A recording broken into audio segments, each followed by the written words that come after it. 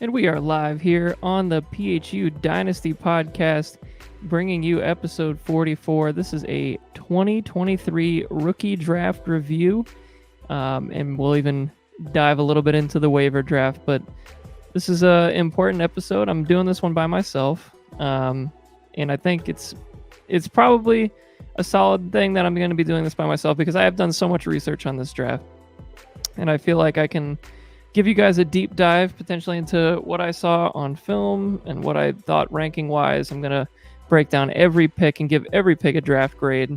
In the past, I've done this via some sort of write up or like article type style in the Discord or in the old Facebook page. But this time, I'm going to do it completely here inside of this podcast. So let's dive right into this. We're going to start right at the top.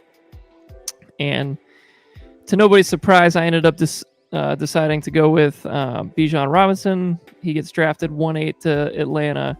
He's a stud. Everybody knows he's a stud. My film notes for him were really good, and I don't think you need to like do a whole lot more hunting on that. He has just outstanding in between the tackle like feel. He just feels pressure. He feels everything before it happens.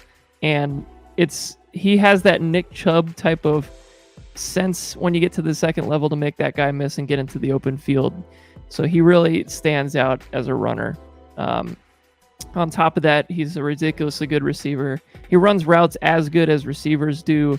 He's just fast enough. I mean, I think he ended up at 4.4, 4.5 or something like that, which is plenty fast for the NFL. He's got pretty much everything you could ask for. He really hasn't done much in pass protection, but you got to imagine he's going to at least improve that if it's not good now. But reality, he's 21 years old. He's a great running back, probably the best running back prospect we've seen. My comparison for him was LaDainian Tomlinson. I just thought out of all the different comps I could think of, I saw a lot of Barkley, and he is similar to Barkley. I do think Barkley is a little beefier, though, and just maybe just more overall athletic. So I think I went with LaDainian Tomlinson because he reminds me of him, a little bit shorter stature, but really knows how to get in between the tackles and really can contribute on all four downs, even special teams. If you want to chuck him back there, I doubt they will. But yeah, he's a monster. I ended up giving him away to Vince, but I think he's going to be one of those guys that, in that Zeke type category where he ends up lasting, 5 to 7 years of great RB2 minimum production. With the hopes of being one of the best backs in Dynasty. I think right now he's even ranked at like 3 for top, Dynasty assets in a one quarterback format like ours. So great upside. And frankly, he's at peak value right now. So with him, you just got to hope he doesn't get hurt. He was banged up quite a bit in college, but he still managed to produce and when he was on the field. So as long as he's not banged up, he's going to be a stud. So that was a pretty easy pick at number 1. So I think I'd have to give myself an A, just in terms of value and overall, just I don't think you can mess that up. You had to take him. So at 1-2, the Cheese Fries decided to take Jackson Smith-Njigba, wide receiver out of Ohio State. Obviously coming from a long lineage of incredible wide receiver prospects there. He's a great route runner. He had elite sophomore production, was an absolute stud. Obviously, he was injured last year. Gets drafted at 20th overall to Seattle. I had an easy first round grade on him this year. He's 21 years old as of this season. So like when the season starts, he'll be 21. And whenever you hear me say a guy's age on tonight's show, that means what he will be turning that age at some point this year or will not be having a birthday during the season, essentially. So he'll be 21. I mean, from a route running perspective, he's the best in the class.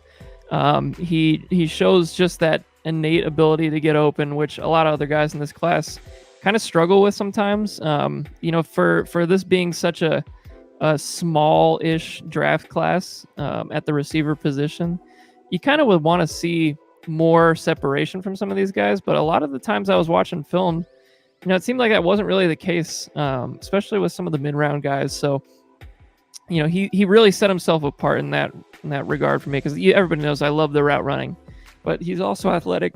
He can get over the top. I just love the fact that he was as good, if not better, than all of the other, Ohio State receivers during that incredible run they had with Jameson Williams, Garrett Wilson, Olave. They're just completely stacked, and he still managed to produce with all those other guys. So I love him. I thought he was easily the second best player in the class.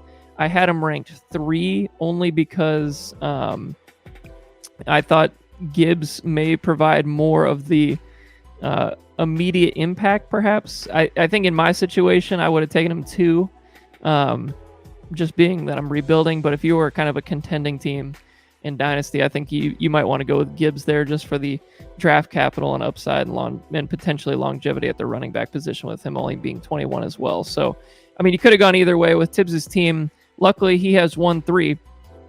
So he ends up taking Jahmyr Gibbs at 3, and this is clearly the right decision.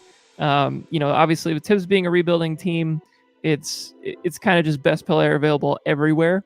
Jahmyr Gibbs was the best player available by a very large margin. I do think the top 3 in this class were very apparent. And kind of after that, you could go a lot of different directions. So I think with Gibbs, you're getting a 3-down potential weapon. I do worry about his ability to pass block, but I really don't think they're going to even use him in those kind of scenarios. I think you're looking at more of like and it's the most drawn out comp. I mean, everybody's comping him to Alvin Kamara.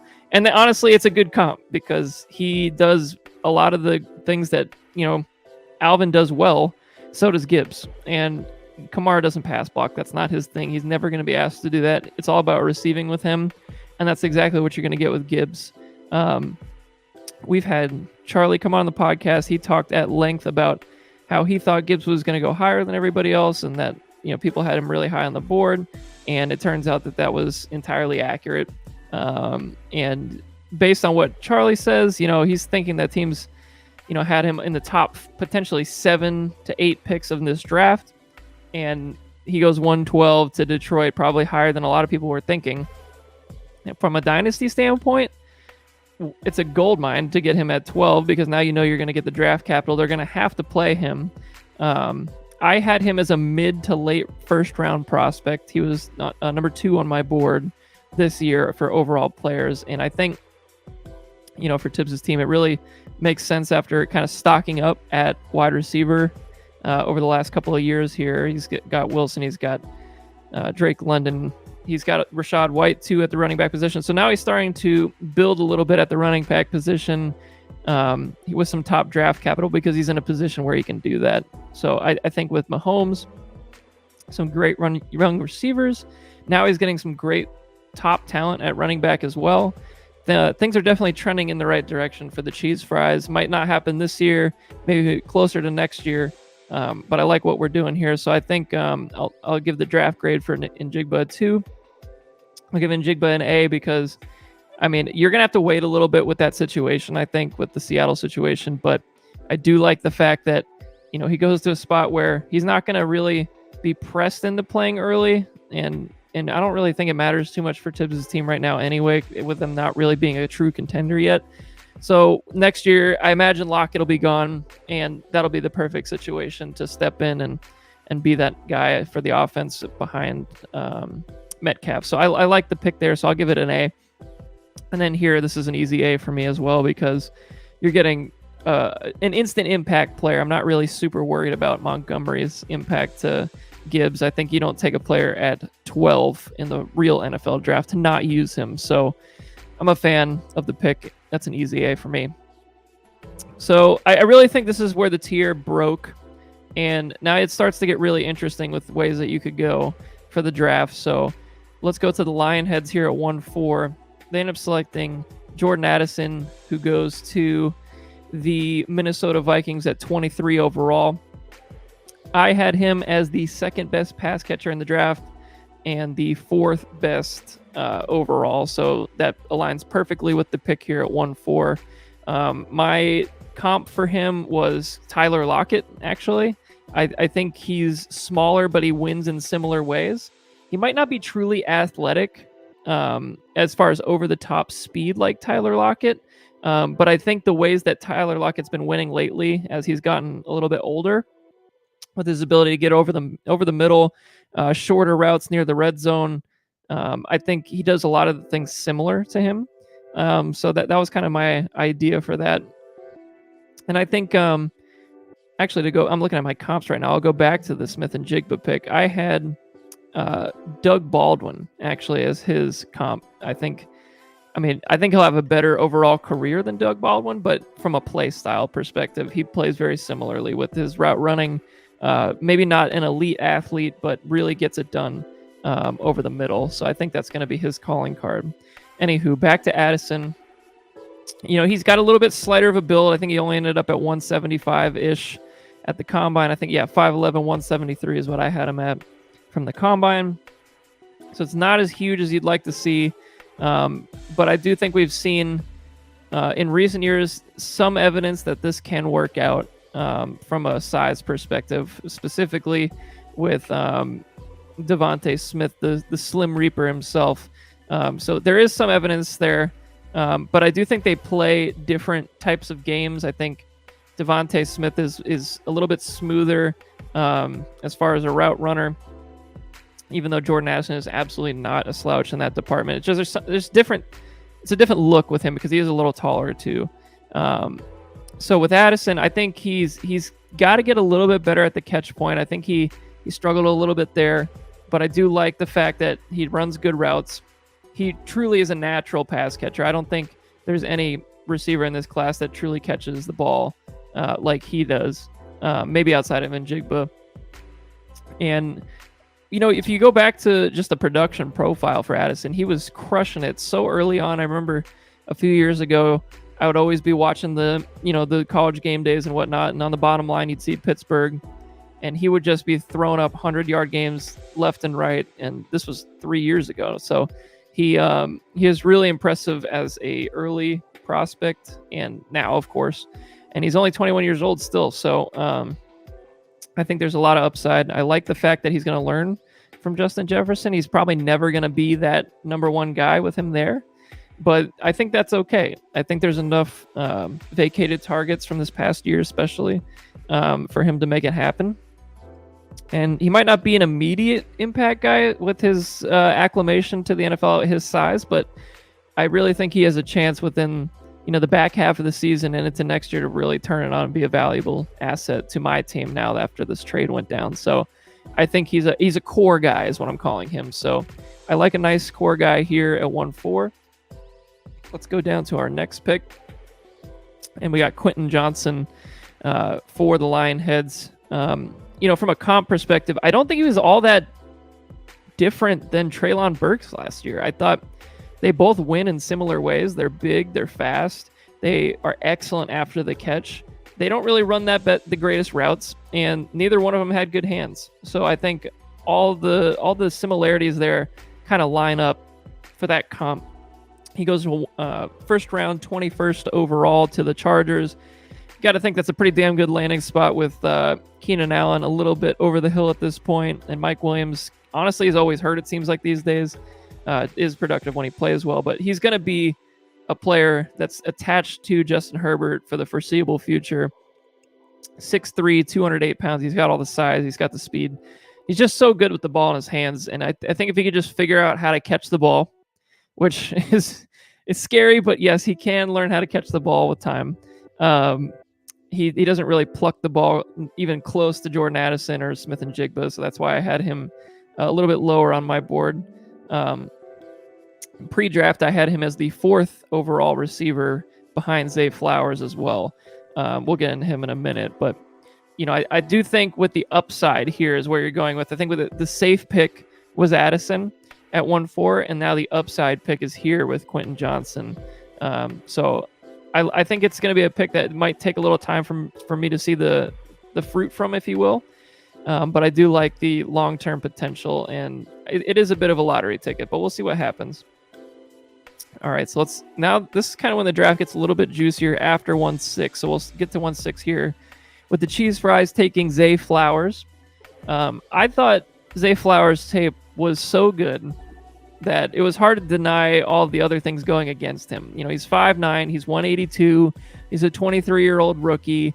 You know, not the biggest school. He goes to Boston College, not excellent competition there. But when you watch this guy's tape, he just does things that, you know, 5'9", 182 guys shouldn't do. He plays all over the field. He runs excellent routes. He can go up and get it. And frankly, he's just a dog. You know, I think that's the only way you watch this tape and you can say, well, you know, he plays so much bigger than his size. So I do love when receivers do that. I think we've seen receivers do that in a little bit, you know, more recent history with guys like Jahan Dotson actually popping off a little bit last year. I think my comp for him is Brandon Cooks. Cooks wins kind of similar ways as well. Not that big either. I think Cooks was super productive in college. So I really think Zay Flowers has a chance to hit. I am a little scared of the situation with Baltimore because they kind of seem to just not produce receivers at a very high rate. They also brought in Odell. You know, Rashad Bateman's coming back. The positive is they got a new offensive coordinator, so maybe they'll air it out a little bit more this year. I saw that some Lamar Jackson quote saying he's going to throw for 6,000 yards, whatever. But, you know, if they do end up throwing it more, there's going to be opportunities for Flowers to make plays. So I think this is the right pick here at 6. And now is when shit gets interesting because, you know, I thought the top 6 guys were very entrenched. And then now you can kind of go whatever direction you want. So in that vein, the Cheese Fries and Adam Thibodeau will go with Anthony Richardson at 1.7, which I believe was a little bit of a shocker, you know, with the fact that he already has Mahomes on the roster. But at the same time, if you're looking at it from a value perspective and maybe potentially future value perspective, Anthony Richardson has the highest upside, arguably, of any player in this entire draft class, maybe outside of like Bijan, because Bijan's floor and upside is so high. So you could argue, you know, I mean, if this is a 2 quarterback league, obviously he goes, you know, top 3. But in this, you know, 1 quarterback, I feel like everybody's rankings are a little bit different. And, you know, if you're going on straight value and potential future value, if Anthony Richardson pops off and ends up in that kind of Jalen Hurts era of prospects and potential players down the road, then you're talking about a guy that carries a lot more value and could potentially, you know, be used for trade or maybe even move on from Mahomes and use him for trade. So, you know, I think when we're at this point in the draft at 7, the question marks for some of these guys are so large that why not just shoot for the moon and go with a guy like Richardson? I really don't hate that at all for the Cheese Fries. I just thought the value, you know, you might have been able to get him a little bit later. It just depends on, you know, who was between them. Frankly, I had him at pick 11 overall on my board. I just had a few other guys higher. And it's mostly situation based for me too, because I have Hurts and I didn't want to invest a premium pick in a quarterback again, but I understand why you did it, Tibbs. But I did have him at 11, so I don't think he would have made it, you know, to Tibbs. He actually could have made it to 2-2 as long as Justin wasn't going to take him at 1.8. But I did not see myself in a position to take him until the early second, in which case 2-1 was not going to happen. So I do believe Tibbs had a shot at him potentially at 2-2, but you know, go get your guy. I don't. You got to stay true to your board, and if that's the guy on your board, that's the guy on your board. Yeah. So as far as you know, Anthony Richardson, it's just the upside is outrageous. I think he's a perfect fit for all the weapons they have on that team. If you look at the Colts nowadays, they are just a big athletic team. I mean, they just have so much size. They have so much speed. I love what they're doing. I just think they just have these guys get off the bus and you're scared to play them because of the size and speed that this team has. So I think their offense could be really good this year. All right, so let's move right along. I'm gonna give that pick like a B-, only because of the value. I think you might have been able to sneak in to the second round with him, but you know, it's still a B, solid pick.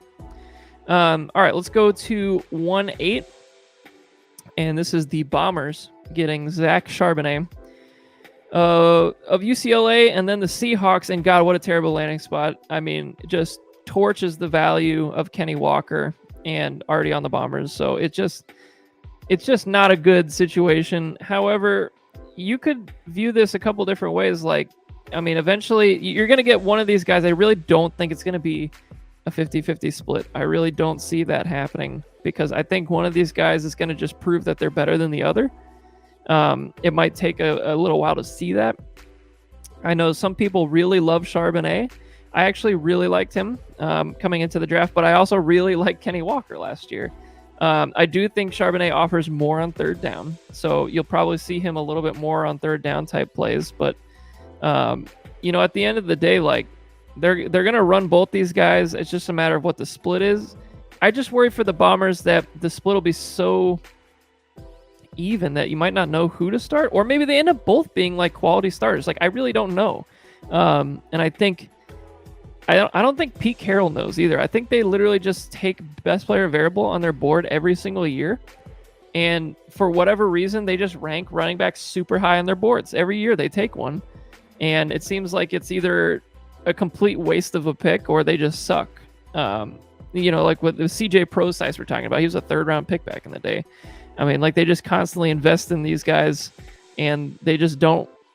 It's either they're Kenny Walker or they're literally nothing. So, with the Seahawks, they are going to run the ball. You know that, so that's helpful. I had Charbonnet at 7 on my board after the draft was over. He was clearly my RB3 on the board. I couldn't rank any other running back ahead of him because of the talent. I really think he's talented, and usually in Dynasty, the way I like to play is choose the talent, and hopefully the situation, is able to be overcome by the talent. Running backs is a little tougher. Sometimes you have to kind of go with the situation, but I don't think the talent with the other backs that were in this range really made sense. So I think he is the third best back in this draft, even after the terrible landing spot. So Charbonnet is going to be 22. I think he has great balance. He's got all the size. He's got the 3-down ability. I do think he looks sluggish at times, and that kind of is okay when you have a guy like this who kind of plays with more of an edge. The easy comp is probably like James Conner. He does kind of similar things, and maybe even A.J. Dillon with a little bit more receiving ability.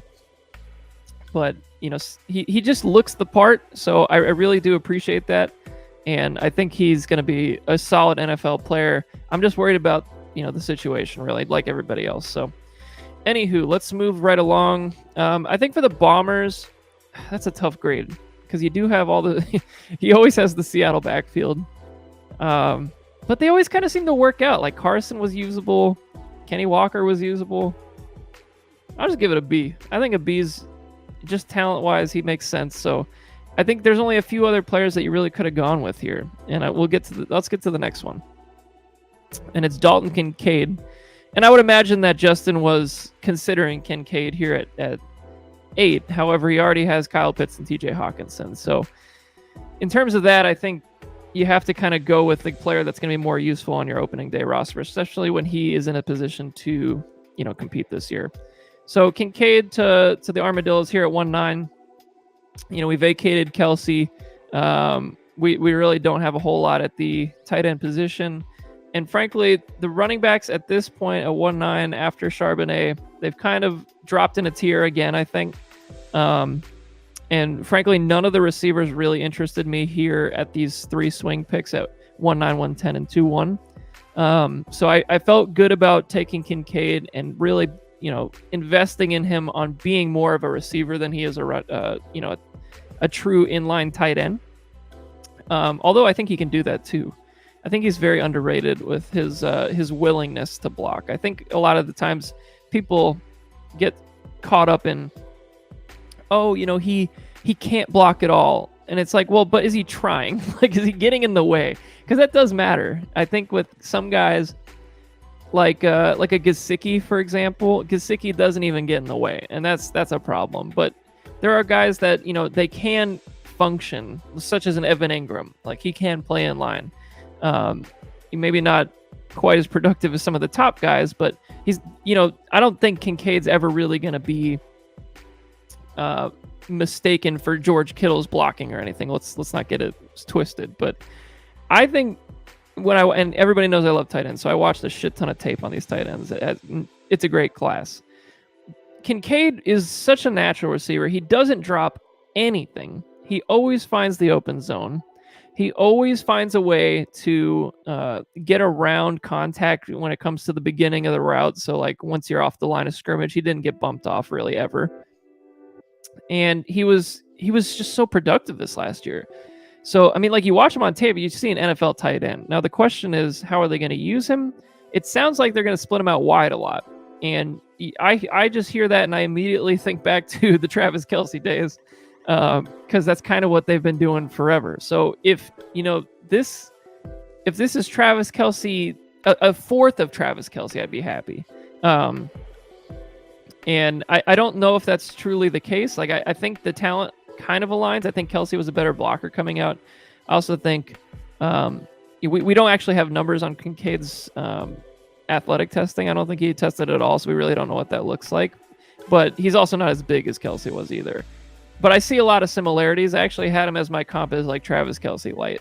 So I really do think there's a chance that I hate comparing him to such a blowout's great, but I see the similarities there, and I think he has a chance to have a similar type of game.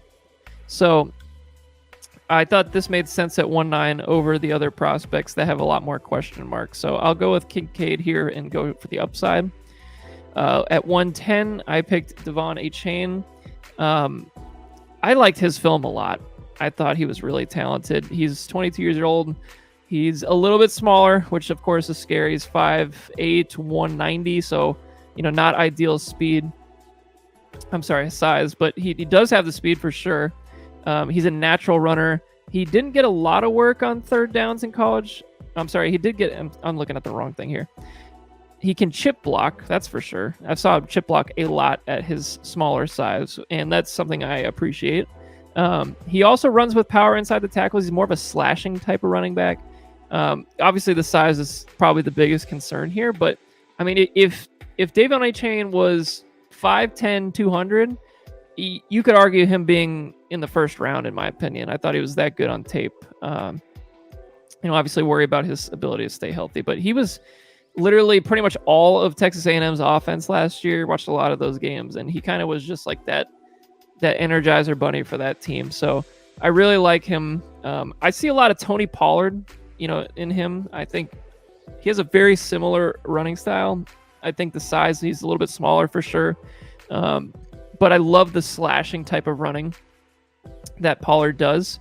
And I think he does similar things. So, with Miami being the landing spot here, it's if they do go with that San Francisco type route on the way they use their backs, it does concern me a little bit. But I'm going to bet on the talent here. And frankly, after the next guy that we'll talk about here at 2-1, there is another drop-off at running backs. And I kind of wanted to make sure I got guys that I liked at the running back position if I wasn't going to take a receiver, which I don't think the value was right here at receiver. So Achane was 110, and then 2-1, I ended up selecting Kendre Miller.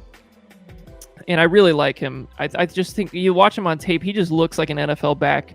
I gave him a Khalil Herbert comp. I think Herbert does a little bit more in terms of the passing game. But just he's such a competitive runner. He's natural. He knows how to find the holes. He knows how to get to the second level. And he's slippery. He just finds a way through arm tackles. I love the fact that he's 21. I think he's got perfect size. He's 5'11", 215. And we saw him do it in college. He did it at a big level. So I'm a big fan of Kendre Miller, and I do think that he does have a good landing spot. I think, Kamara is a huge question mark, and on top of that, they only signed Jamal Williams for a short-term deal. So I like the fact that he's going to end up in a spot where he could potentially be getting work relatively soon. And I do like the talent. And I think with Derek Carr being his quarterback, it's going to be a ground-based game with, a lot of play action passing. So I'm a big fan of him. And I think with the third round draft capital, he's worth a pick here at 2-1. And like I said, I feel like the drop off is quite large here. I had Kendre Miller as my number 10 overall player, and pre-draft I had him as my number 5 overall back. So he does fit even after the landing spot. So let's see. Moving along to 2-2. And this is kind of when it gets real weird. You can kind of go in a lot of different directions at the receiver position, I think, here. And the first one off the board after Flowers is Jonathan Mingo, who gets excellent draft capital. He goes to second round, 8th overall pick in the second round to the Carolina Panthers. I had him grade as a round 3 player, personally, in the NFL draft. But, it's hard to find his size. He's 6'2", 220, has great yak ability, has the size, has the speed. The only thing with him is he doesn't have a whole lot of production, and a lot of that I feel like can be blamed on the Ole Miss offense. I thought they were just not using him correctly. Personally, he is a 22-year-old prospect, so he's right on pace for a normal rookie receiver. But I like the way he plays. I'm a little bit scared. I feel like he could be in a weird situation in Carolina, where he is kind of similar to Terrace Marshall. Like, I'm not sure how they're going to utilize these guys, especially with I want to say Chark ended up there, and then the Adam Thielen as well ahead of them on the depth chart. I mean, good for them. He won't have to be a quick producer, but I think it's an upside pick for sure. Yeah, I don't think you're going to bank on anything year one, especially with Bryce Young and learning a new rookie quarterback and all that. There's going to be some growing pains, but he has the upside. I think there's a player in there somewhere. My comp for him was a weird one, I think it's mostly because of size. I thought he gave me a lot of Quincy Enunwa vibes. That's a great throwback for some of y'all out there if you guys were Quincy fans. But Quincy was kind of like a big slot, and I really think that's what Mingo can be. I think he's a big slot that can go over the middle and make plays after the catch. I think that's kind of where you're going to see him make his plays. But I also thought he showed some stuff on tape too, like down the field, that looked pretty decent as well. I just don't think he's a really great route runner at this point in his career, but he has potential for sure. So I had him kind of in this rat pack of receivers in this range. I had one receiver ranked higher than him, which we'll get to in a second. So I had him at 14 overall. So to get him at 2-2 is not a stretch by any imagination. I was definitely considering him, kind of with this range as well. So, not a bad pick here for the cheese fries. I'll give him a solid B, maybe B plus for value here. I think this is the right pick probably for this slot. Let's keep on rolling. And this is a pick I unfortunately am not going to grade this pick very high. And it's the Kentucky Elk taking Tyjae Spears. At this point in the draft, I understand taking Tyjae Spears with the situation he's going to end up in. You got to imagine that Henry's not going to be there. He might not even be there this year, maybe next year, but I really am scared about his injury. I think anybody watching his tape and anybody that watched the Senior Bowl can tell you that this guy's a player. Like, he is a great running back, especially for his size. Big fan. I think I had him. Yeah, he's 5'10", 200 pounds, gets third round draft capital. I had him ranked in the 4th round of the actual NFL draft because of that injury history. But he is elusive. He has burst. He just looks the part at the running back position. The Tulane helmet really gives me the old Matt Forte vibes. I had him comped to Michael Carter. I feel like when you watch him run, I don't think he's a receiver quite like he is, but he gives me a lot of Michael Carter vibes on tape as far as the way he runs and how he gets through the tackles. Maybe not a tall. He's not a very leggy guy. He's more of like an upper body kind of guy. So I really like Tyjae Spears on film, but I do feel like that injury is a little bit of a knock down my board. He's similar to like Jay Ajayi was a few years ago. We all knew he was a quality player. It's just how long is he going to last? Hopefully, everything works out for him, and this could be a great pick for the Elk here.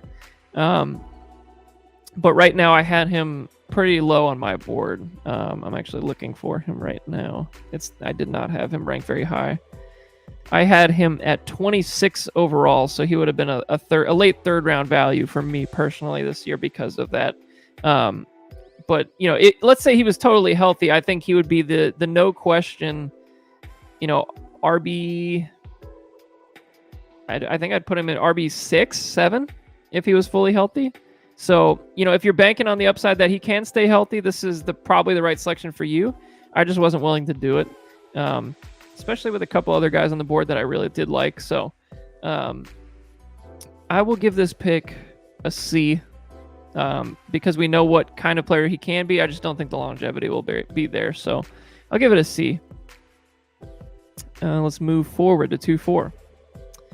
Bryce Young of the Lauderdale Lionheads. The Lionheads needed a quarterback. I don't think anybody was fooled by that. I mean, with Aaron Rodgers getting up there in age for sure, and Kirk Cousins honestly getting up there in age and maybe not having quite the upside as some other guys. I think with Tannehill kind of falling off the map, he really needed that third quarterback to develop behind his two there. So I thought getting a quarterback here at 2-4 did make sense, especially with, kind of the value of the players in this range. I think if you look at this 2-4 range, the guys that are off the board, you're kind of gambling more than in years past at 2-4, I feel like.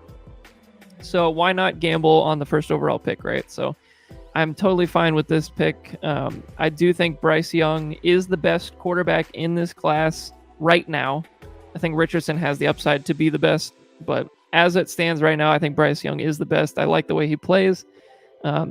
Do worry about his size, obviously, but he's going to have plenty of upside. And I do think they'll get things figured out in Carolina, which stinks as a Bucs fan, but I kind of like the trend they're going in right now.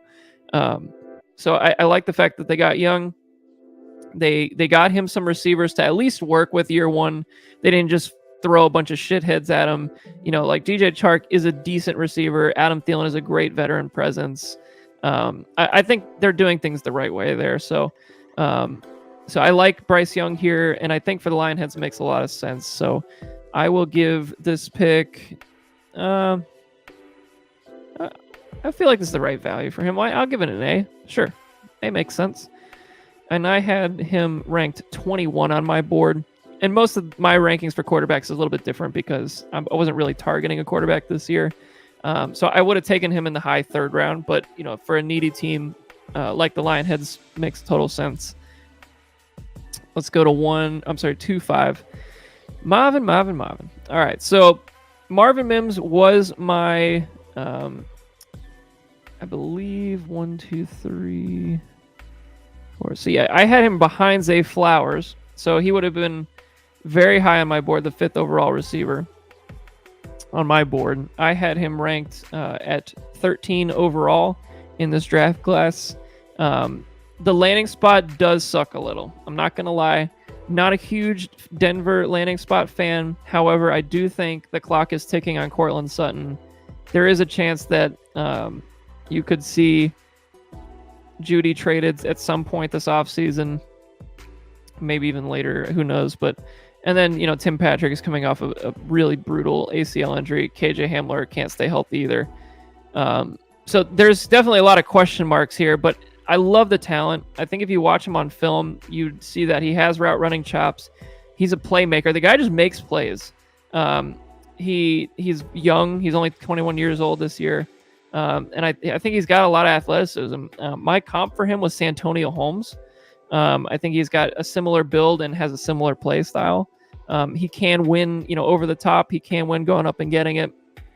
He has great hands and can run routes. I think he fits really well with Santonio Holmes comp. I love the fact that Denver traded up to get him in the second round.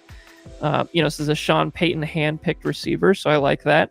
He's got kind of everything I look for in a receiver. I wish he was a little bit bigger. He's only 5'11", 183. But this is a project player for sure. I'm not going to see a whole lot out of him year one. But I do think in the future he will be an asset to my team. We'll just have to see how it plays out. But I'm a big Marvin Mims fan. And he's got a great name. So what can you argue with there? All right, let's go to 2-6. Josh Downs. All right, so on my board, I had Mims and Josh Downs neck and neck the entire pre-draft process. I think Downs maybe more of a ready player right now. But however, I have Jelani Woods, I have Alec Pierce, I have too many maybe too many players there for the Indianapolis Colts. So I think that's the reason I went with Mims over Downs. So I think you could have gone either way with either one of those players. Downs has probably some of the best hands in this class. I don't think I ever watched him drop a ball. He makes plays despite only being 5'9", 171. He just finds ways to make plays, especially over the top. I was blown away by some of his ability to make plays over the top. I gave him a Santana Moss comp.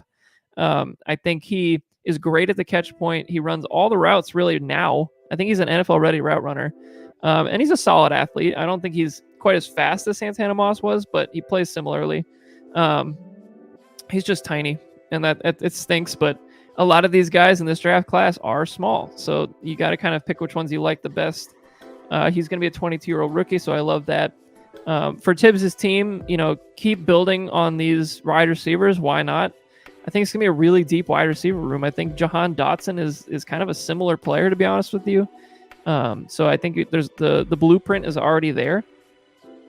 So I love this pick. I love the value. I think if you're going to take one of these, this grouping of, wide receivers where it's kind of a little bit of a muck, he might be one of the best ones out of the muck. So I think this is a good pick. So I'd give this an A. So let's go to the Armadillos again at 2-7. Excuse me. I got Rashee Rice here at 2-7. I thought Rashee Rice was a little bit lower on my board, obviously pre-draft. I liked his ability to flash. He definitely flashed. And he's got the size. He's got the look. Honestly, the look had something to do with it. The name is great. I did watch a lot of SMU being out here in Dallas, so I saw quite a bit of his games.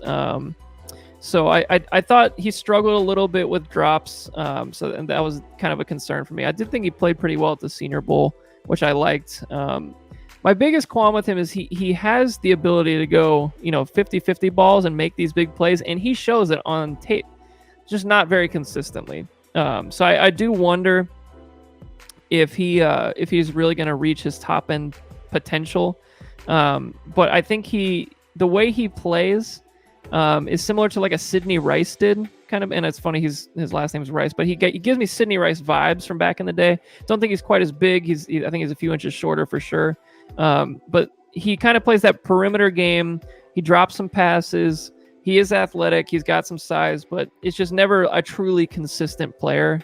And Sidney Rice never really was a truly consistent player for the Vikings or for the Seahawks back in the day. So I'm betting on a little bit of the situation here. Maybe he's going to be the guy that breaks through from the Kansas City wide receiver room. At 2-7, I thought the value. I don't think I would have taken him in the top half of the first round at all. I'm sorry, second round at all. I had him ranked 15 on my board, just behind Mingo actually. So I had Mims and Downs higher at this point in the draft, but I think there's some upside.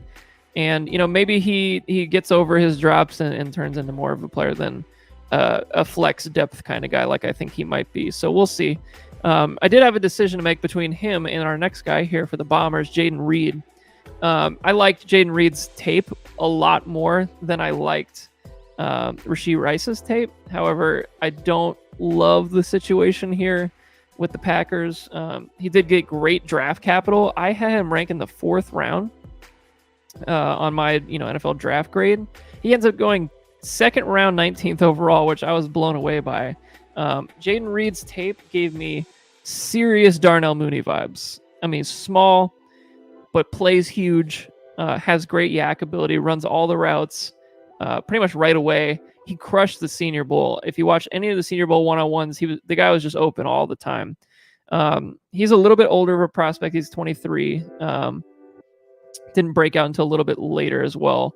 But I just like the way he plays for another smaller guy. We're talking a 5'11", 187-pound guy. Just plays bigger. So in this draft class full of smaller guys, I want to find the guys that play bigger than their size. There's just not that many guys that can do that. So I think the ones to invest in are these guys early on in the process. So I like the pick here for the Bombers. I thought it was excellent value. I had him at 16 on my board, so 2 picks behind the value I had him at, so I like that. And frankly, there were no other real running back choices here for me, so I do think it's the right play for the Bombers. I'll give this pick, I give it a B+. I think it's a solid grade for this one. So here at 2.9, I definitely would have taken Jayden Reed if he had slid down to 2.9. I was kind of hoping for it, to be honest with you. 2.9, this is as BPA as a BPA pick gets after getting Kincaid in the first round.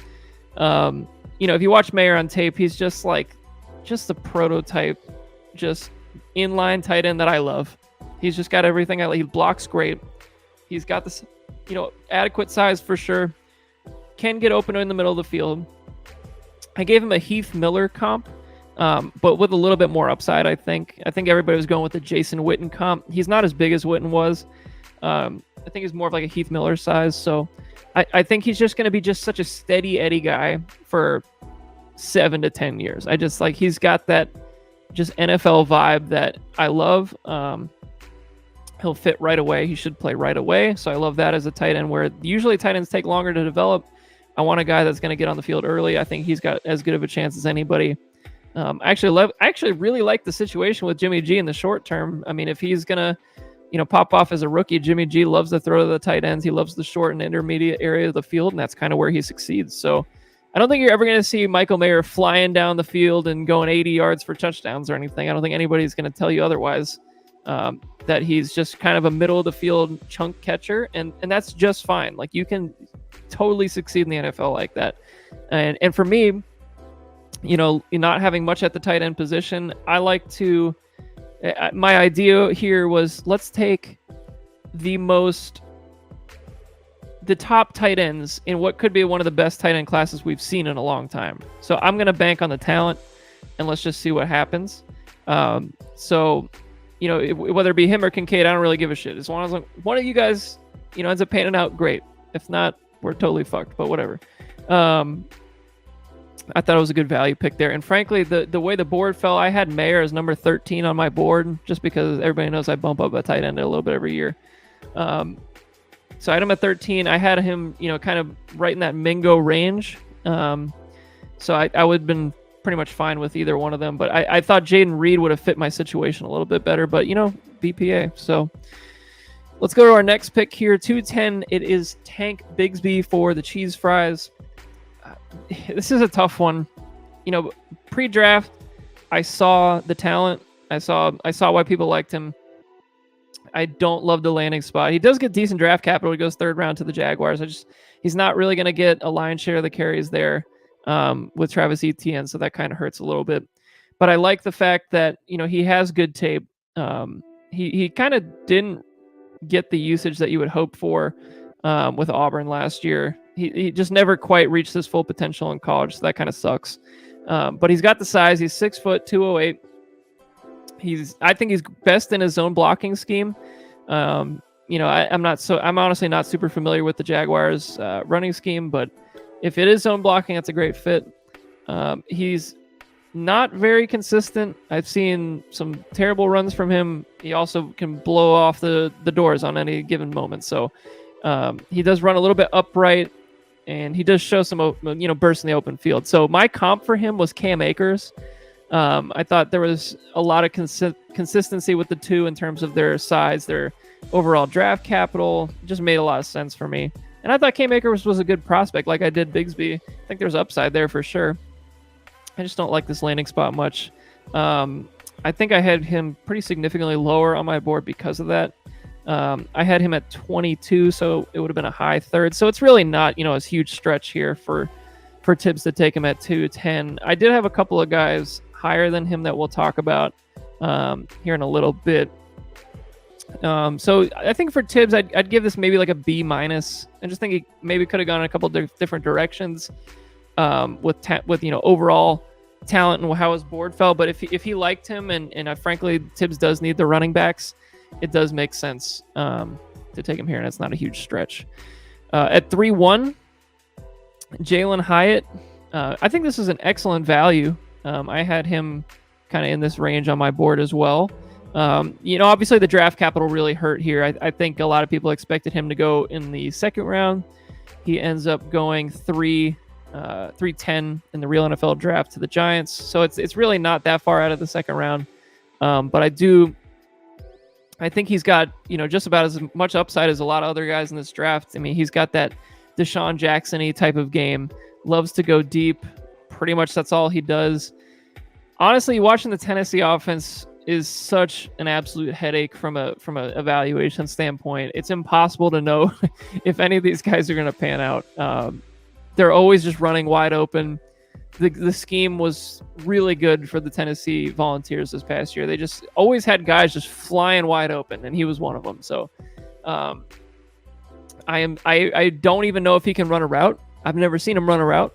I've seen him go fast, and I've seen him do like little screenplays, and I've seen him do like 4-yard stop routes. So I have no idea if he can run routes at all.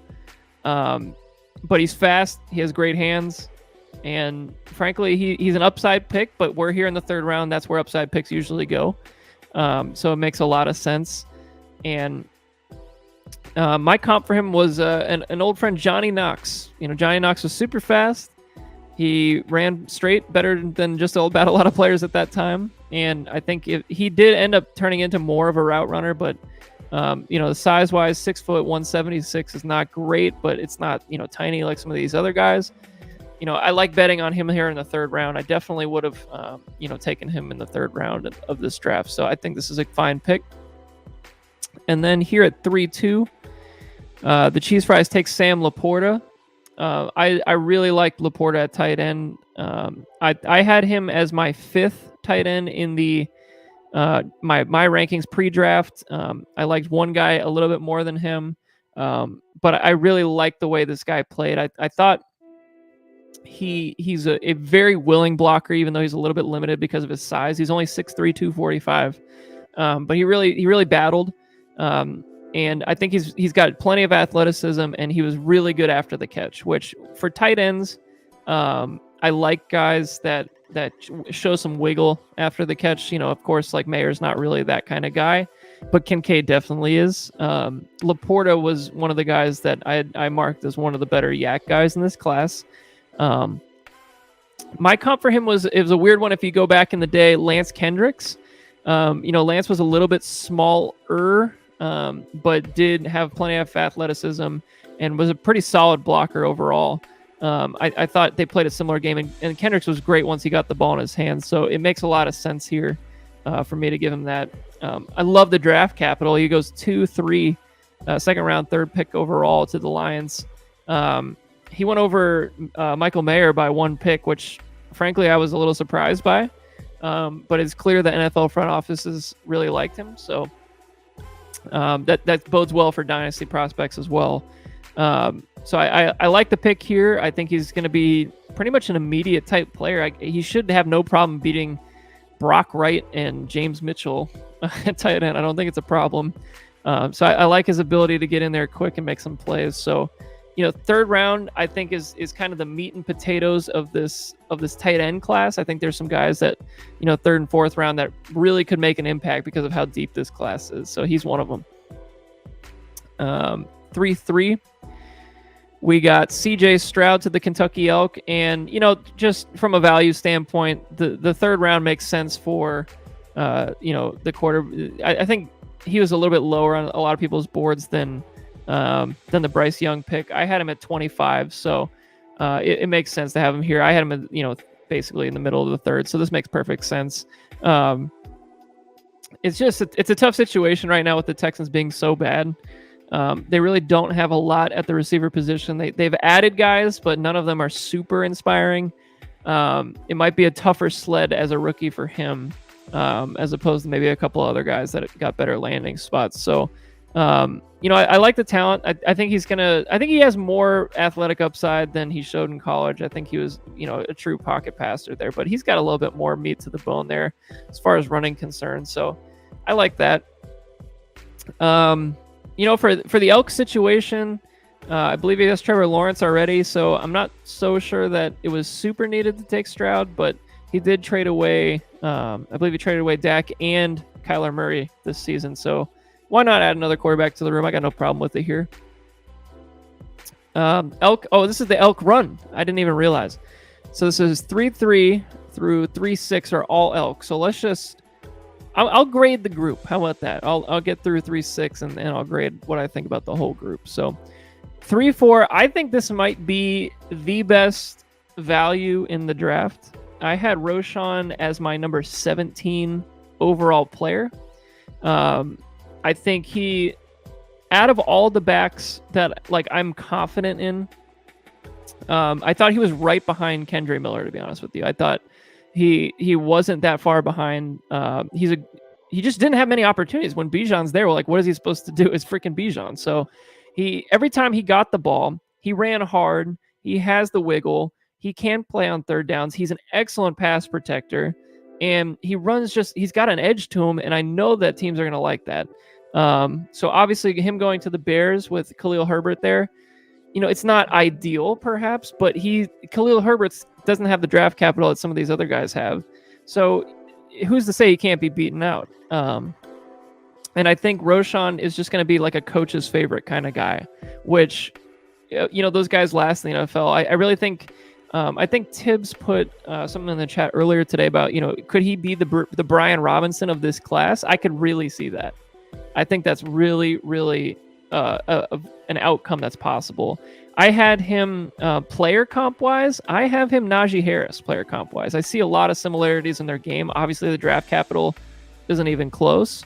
I don't see a lot of explosion with each player there, but they both play with a lot of power. They both can pass block and they can offer third down ability for sure. But I don't think any one of those, I don't think Najee or Roschon have that, elite athleticism, open field ability.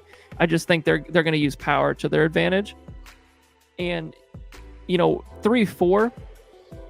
I thought he was a better pick than Bigsby personally. I would rather have Roschon than Bigsby, just for the upside. So that's kind of where I landed on him. I thought this was a great pick at 3-4. I would have taken him in the second round probably. So big fan there. Tillman, I'm a little bit lower on here at 3-5 for the Elk. It's just a landing spot. I gave him an Allen Lazard comp. I don't think he's quite as big. Allen Lazard's got a couple more inches on him, but neither one of them are very explosive. But I do think they win with size and the ability to get open in the short and intermediate areas. So I think he can do that for sure.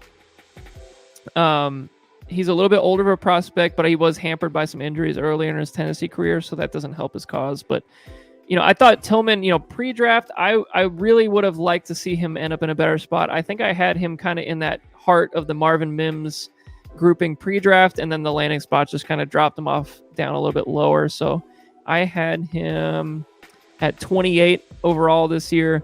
So that would be, 3-8. So 3-5 isn't a big stretch here at all if you believe in the talent to overcome this situation. I'm not feeling the Browns. I don't like it.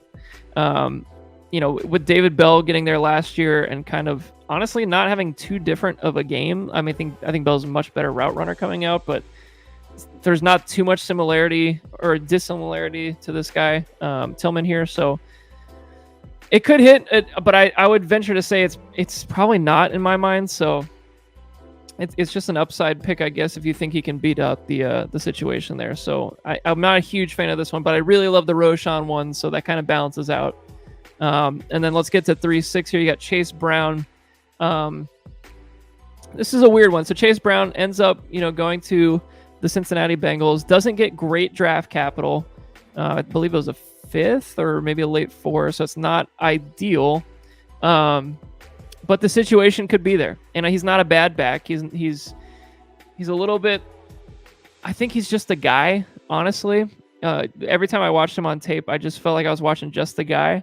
And there's another guy that's honestly kind of similar to him that we'll talk about later. That I watched the tape, I wasn't feeling it, and he was one of them.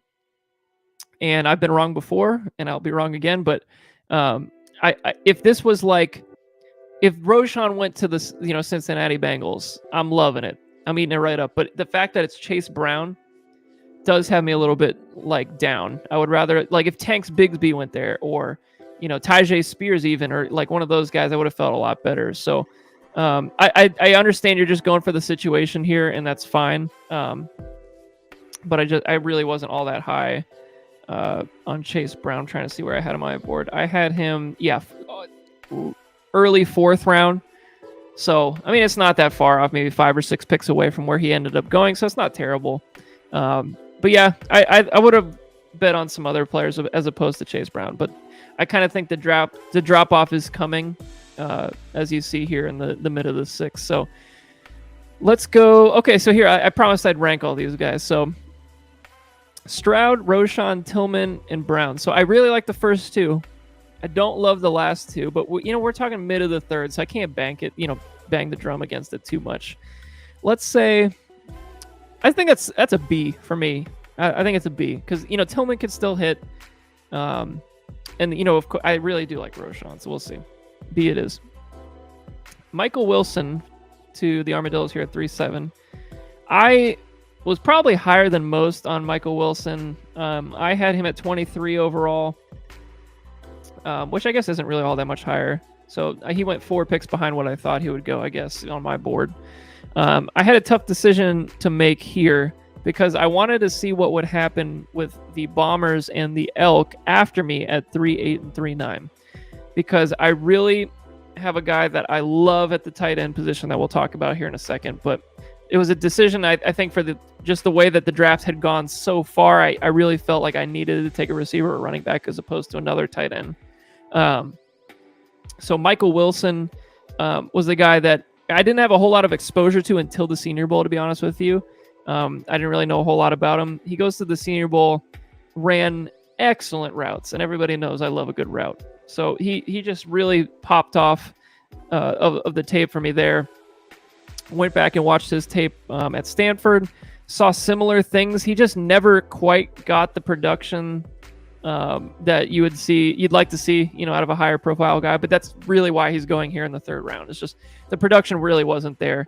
I think he's a fine athlete, but nothing special. But he's got good size. He ends up at, he's 6'1", 216. So that's quality size. I had him, in the 4th round of the regular NFL draft. Thought he'd be a great 4th round pick. He ends up going just before that 3rd round to the Cardinals. And my comp for him was Josh Palmer, who hasn't really worked out so far for the Chargers. Probably is trending towards just the guy territory. But that's also in my notes for Michael Wilson. He's like, he could just be a guy. But I like the fact that he runs routes. He's gonna have opportunity in Arizona as well. I don't think there's gonna be a whole lot of competition there outside of DeAndre and Marquise Brown. It looks like DeAndre might be on the way out anyway. So, I mean, Rondale Moore seemed to play well, decently, but they play different kind of games. So I think there's some chance for Wilson to go off the board and actually end up being a decent player. I don't see elite upside, but we're here in this 3.7. We're not going to get, elite upside here. So I actually had him ahead of Tillman for sure.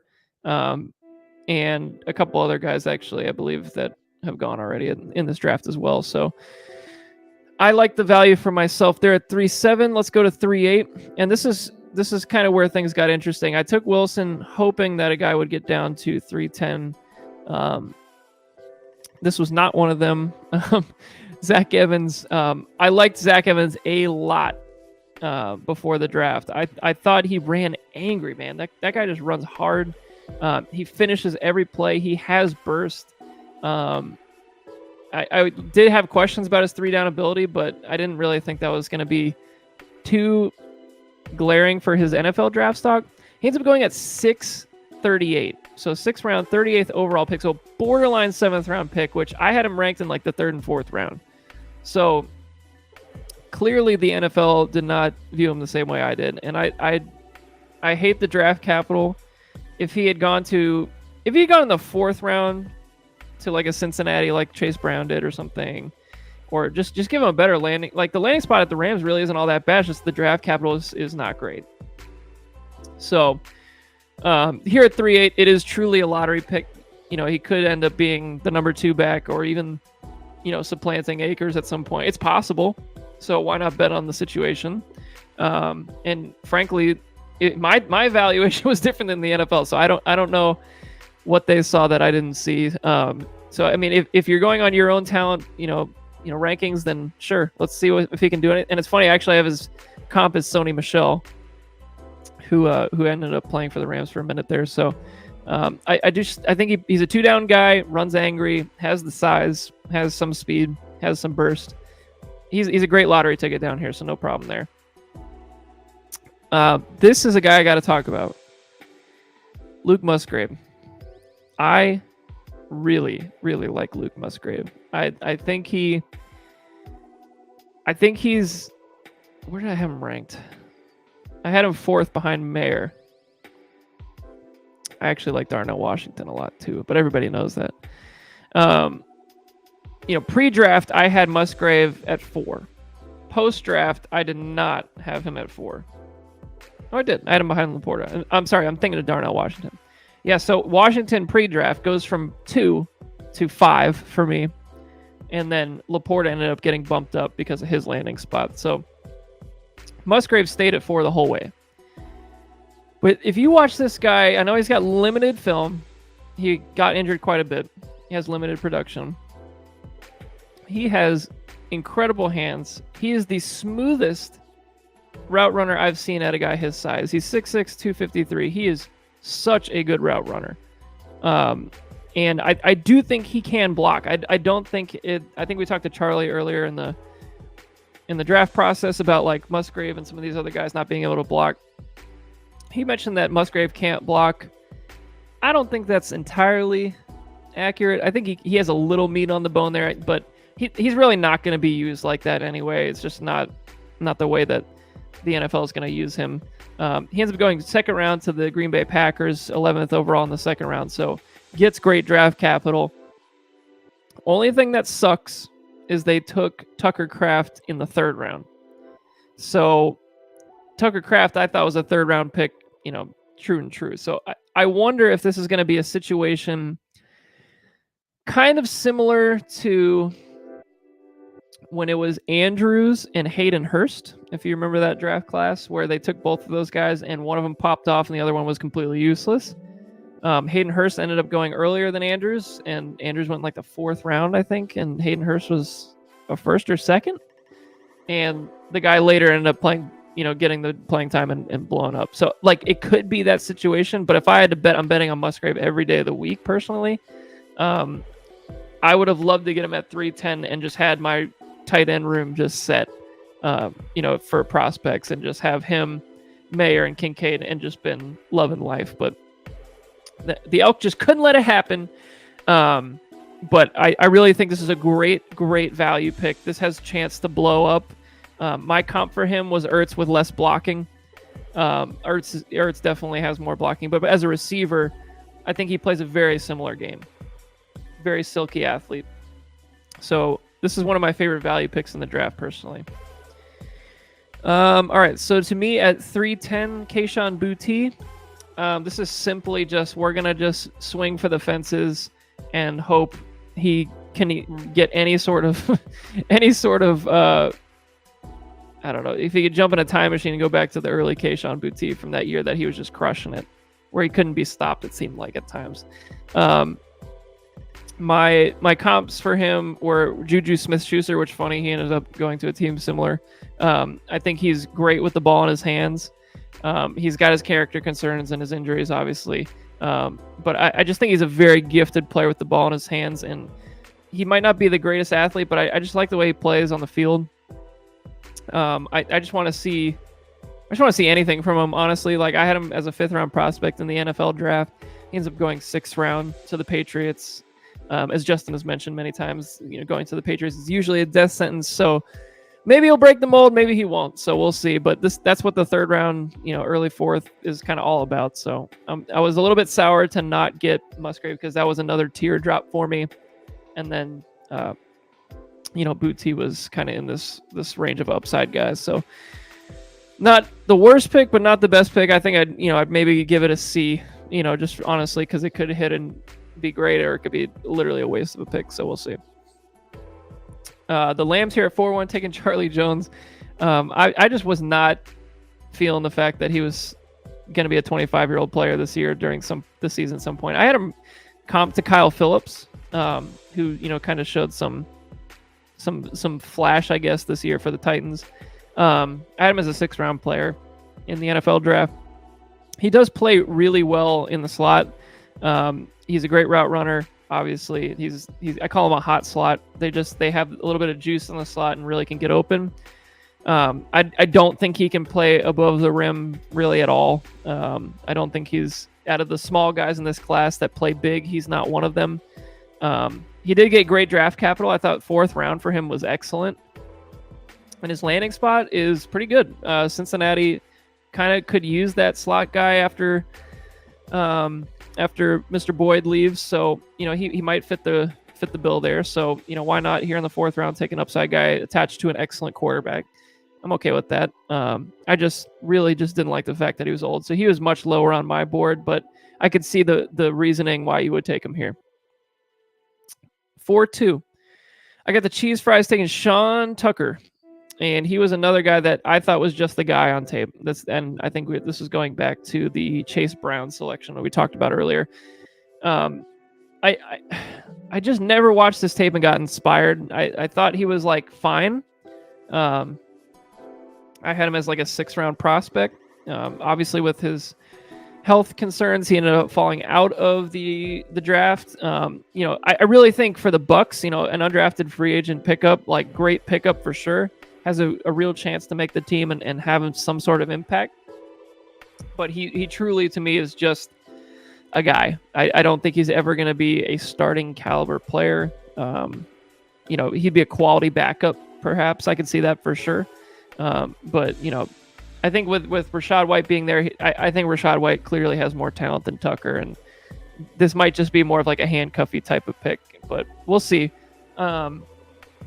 His real test is Keyshawn Vaughn. Can he beat out Keyshawn Vaughn? If he can do that, then maybe he'll have a shot. I don't know, but it's just, man, the Bucs running back room looks so different these days. It's weird. Let's go to the next pick. The Battle Axes, taking Will Levis at 4-3. I like Will Levis where he was drafted. I never thought he was a 1st-round pick. I think he just had too many questions in his game. Obviously, he's got a cannon. Obviously, he can make all the throws. Obviously, he has the size. Obviously this, obviously that. But he was so inconsistent. He literally couldn't make the most basic throws sometimes. He had no pocket presence. 0 this senior year. Much better his junior year. Obviously, part of that has to do with the team. But I felt like I was watching Brady Quinn at times. He's just jacked, and he just looks like a weightlifter playing quarterback at times. It just doesn't resonate to the NFL to me. I think he's a good project guy. Totally fine with taking him in the 2nd round, which is honestly a solid value for the Titans that kind of need a guy like this. And it doesn't pigeonhole them into taking or being excluded from a quarterback next year potentially if they had to. So here at 4-3, I think I would have taken a couple other guys before Will Levis, especially in my situation. But, for Scavelli's team, could use a good young quarterback. There really wasn't anybody else maybe worth this pick. Maybe Hendon Hooker, who we might talk about here in a minute. But you might have to wait longer on Hendon Hooker, and I can understand going for the guy that will get on the field maybe a little sooner. All right, let's go next to the Elk. Evan Hull, I believe out of Northwestern. I'll be honest with you guys, I didn't watch a single snap of Evan Hull prior to the draft. I knew nothing about him. I think he's, a classic just the guy after watching a little bit of stuff from him. But, it's the 4th round. He ends up in a situation that he could be the number 2 guy there. There's just a lot of bodies in the Indianapolis backfield now. I think they got Zach Moss. I want to say they signed somebody else. I'm actually going to look it up right now because I'm curious. Indianapolis depth chart at running back. Let's see. I thought they added one more guy. So they still have Deion Jackson, who I didn't hate all that much. I guess they didn't. Jake Funk. Watch out for Jake Funk. Yes, I mean, he's got some work to do. He's got to hop Deion Jackson. He's got to hop Zach Moss. But, fourth round, why not? Give it a shot. I'm not opposed to it. There's a lot of guys that I had higher on the board. We'll put it that way. There's just some more upside available, I think. And speaking of upside, it's right here, Darnell Washington. I think a little bit of Washington's upside was now capped being with Pittsburgh. Maybe they go a little bit more of 11 personnel where they're playing 2 tight ends. My comp for Darnell Washington, like a lot of other folks, is Marcedes Lewis. He's arguably, I could really see a world where Darnell Washington is asked to add like 20 more pounds and just play tackle because he's that good of a blocker. Like, it's not really out of the question. He's just so fast. He's so athletic. He makes so many weird, crazy plays that a guy that his size should not do. I just love the upside. Like, you got a big, fast guy that kind of just fits the NFL game. Like, he's gonna be an immediate player because of his blocking. Pat Freiermuth is there. I think Freiermuth is more of a chain moving kind of guy, and maybe not as he'll be more featured for sure in the early goings. But I can't see a world where they don't try to get Darnell Washington involved in the offense because of, like, he's just too special. Like, why not? And I think if you're Pittsburgh here at in the third round when they drafted, they clearly stayed true to their board because they didn't really need to take him. But I mean, at the very worst this year, he's the number 2 tight end there with upside, to really be something special if they ended up using him more. But it's really going to be a usage thing, I think, with him. I think he's got a little more juice than Marcedes Lewis had back in the day. So I had him ranked in the second round of the actual NFL draft. He ends up going in the third, like late third, actually. But we'll see. We'll see. I mean, this is truly just like a wait and see kind of player. If you're looking for more immediate impact, this next guy might be for you. Luke Schoonmaker for the Cowboys. Didn't love that he's so old. He is 25 years old. That kind of hurts, obviously. But he is a solid blocker, very solid blocker, and he does show athleticism. Obviously, there's a lot of vacated targets with Dalton Schultz leaving. It makes a ton of sense for him to be plugged in and really into that battle with Jake Ferguson and Peyton Hendershot. I honestly think all 3 of those guys are really quality NFL players. I don't know if any of these guys are excellent fantasy players. I just don't know if they'll end up being that Schultz kind of guy.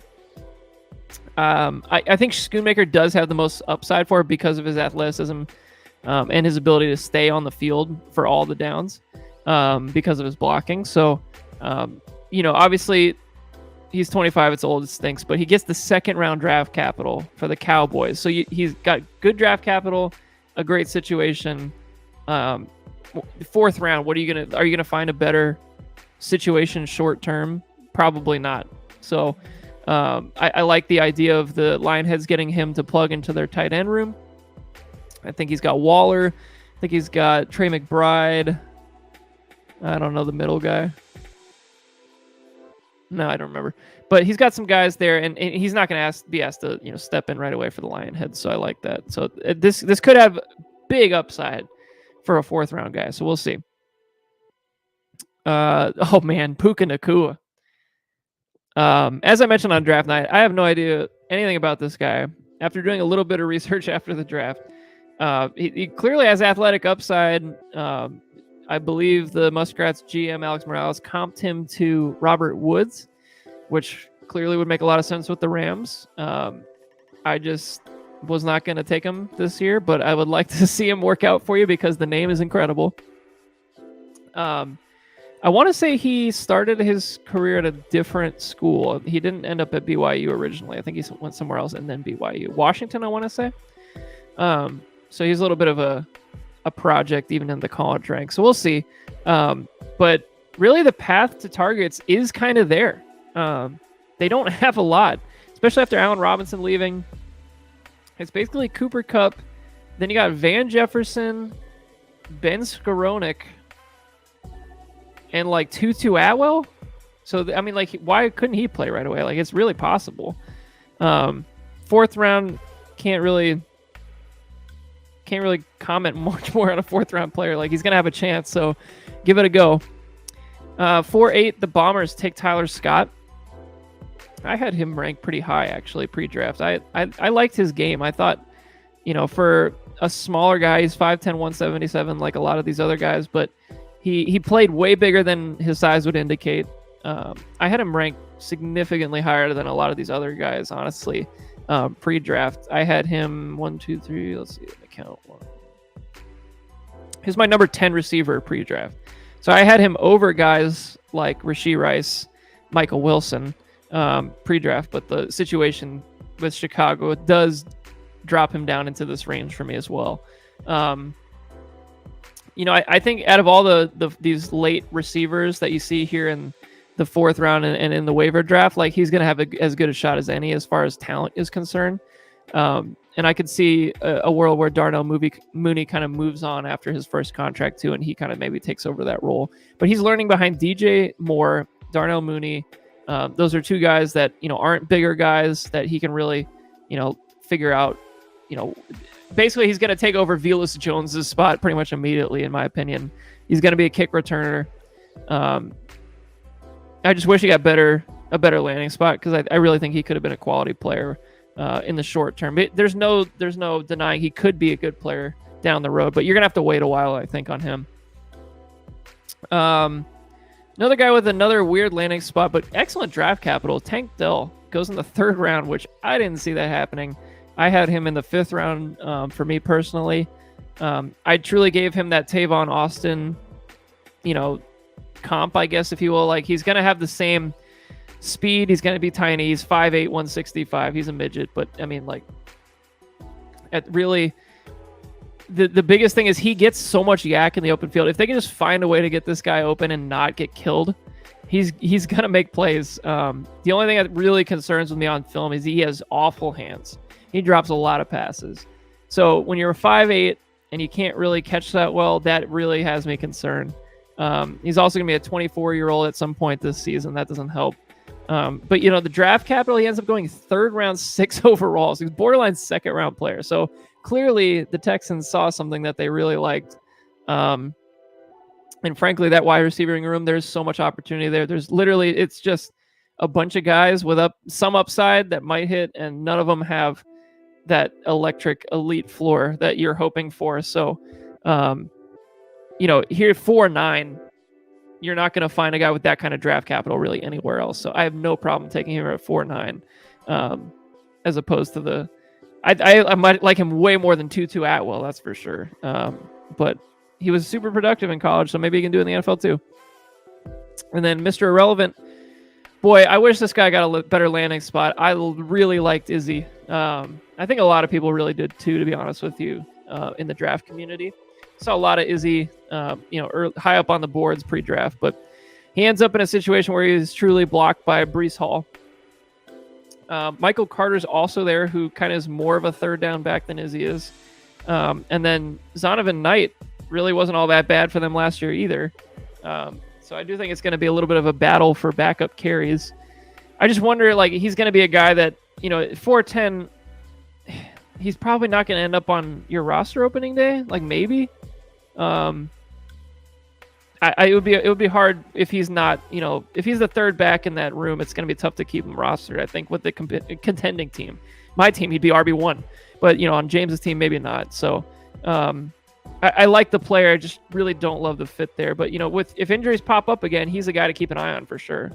Oh shit, that's all the picks in the draft. All right, 4:10.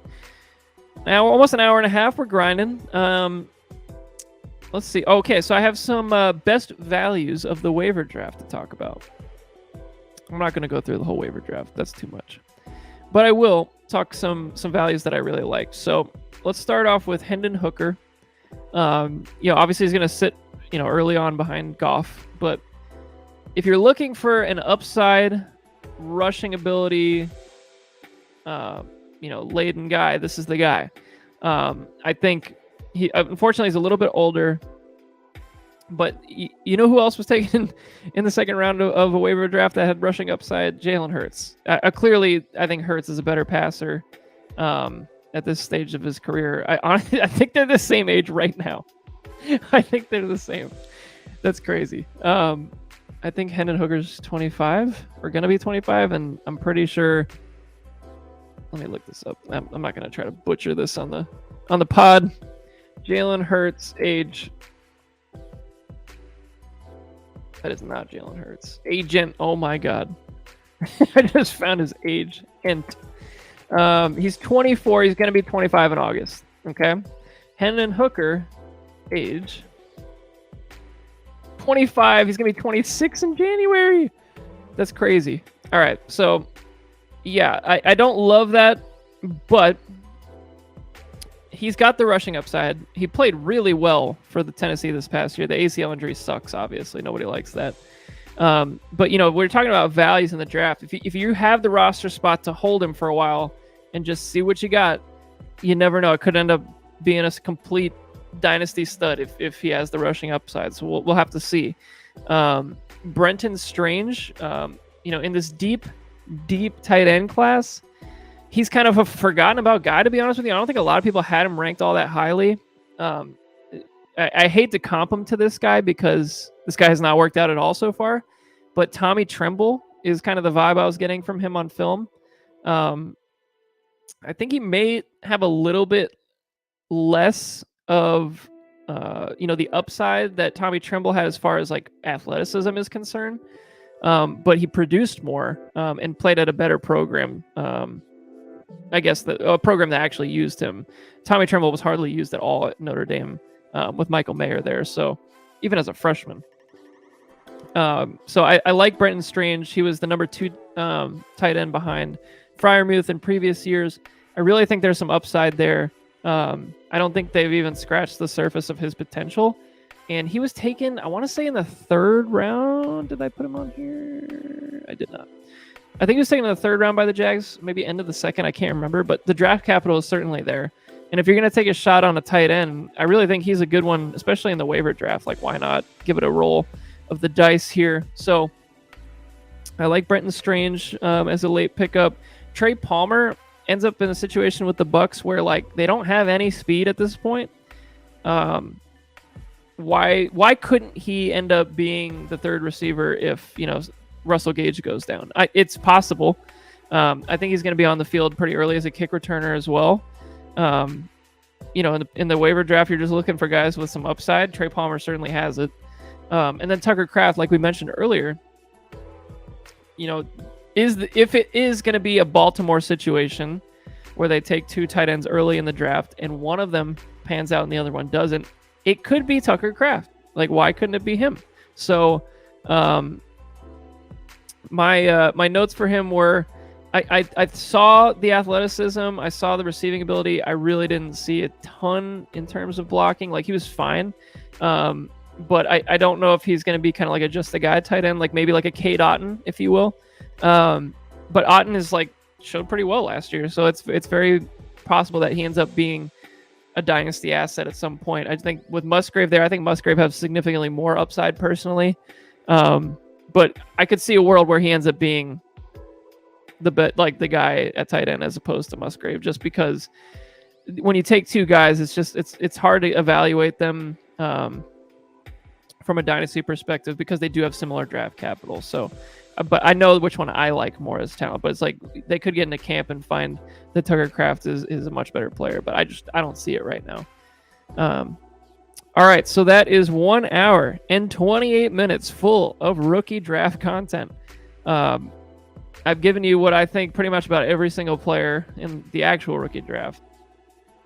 So I hope you found that somewhat interesting. Obviously, everybody's rankings are a little bit different, but I did watch a lot on these guys, so I thought I could give you guys some extra insight maybe on what I watched. So now that the draft is over, we got plenty of upcoming content for this podcast. I mean, we're going to do all kinds of stuff this offseason. I've asked people for their input on what they would like to see this offseason. We're going to do the next podcast. I asked you guys to fill out that kind of superlative type form with the rule changes. So we'll go over the superlatives, like the who's the best manager, best trash talker, best, like those kind of things. So I'll show you guys the results of that. So that'll be kind of fun. And then I think we can kind of start getting into some team reviews now that the dust is settled with the draft. We can really see where the power rankings are, post draft and all the trades and whatnot.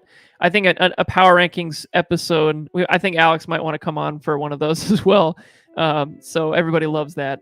So I'm hoping we get some power rankings, maybe get some big in-depth team reviews like we used to do. I really thought those were fun. And then maybe we'll get some more debates going. We got plenty of time. So, enjoy the off season as much as you can. We got a long wait here. So, till then, we'll see you. But yeah, let me know if you have any ideas and we'll try to get them on. So see y'all later. Hope you enjoyed.